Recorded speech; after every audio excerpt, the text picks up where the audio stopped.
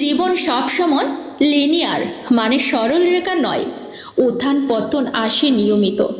যারা কেম মাইন্ড মানে শান্ত মন রাখে তারা সবসময় সলিউশন মানে সমাধান খুঁজে পায়।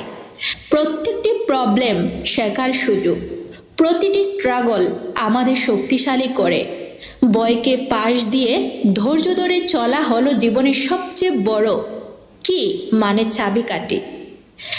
যার মনোবল অটল তার সামনে কোনো বাধা টিকে থাকতে পারে না।